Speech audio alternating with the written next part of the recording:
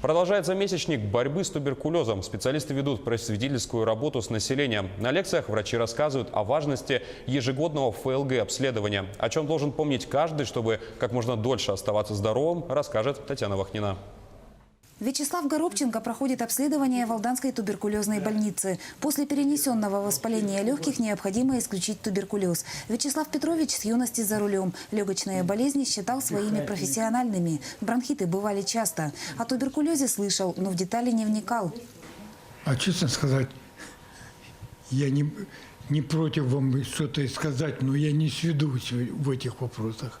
Неведение порой может стоить жизни. В прошлом году в Алданском районе от туберкулеза умерли 2 человека. В обоих случаях болезнь оказалась запущенной. На недомогание, кашель и субфебрильную температуру внимания не обращают многие. Между тем, перечисленные симптомы могут свидетельствовать о туберкулезе. Инфекция коварна слабой выраженностью.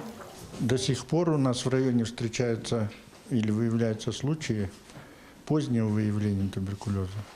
Флюорографическое обследование необходимо проходить ежегодно. На ранних стадиях болезнь полностью излечима. Чем меньше инфекция успела нанести организму, тем эффективнее будет лечение. Хочу все-таки напомнить, что туберкулез излечим 100%.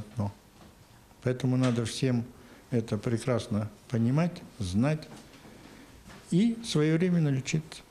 В рамках месячника по борьбе с туберкулезом фтизиатры совместно с врачами общелечебной сети ведут просветительскую работу с населением. На предприятиях проходят лекции и семинары. Врачи рассказывают о течении болезни, путях заражения и об основных мерах профилактики. К сожалению, это как бы многие знают, но, увы, не соблюдают. Некоторые вообще не имеют понятия об этом.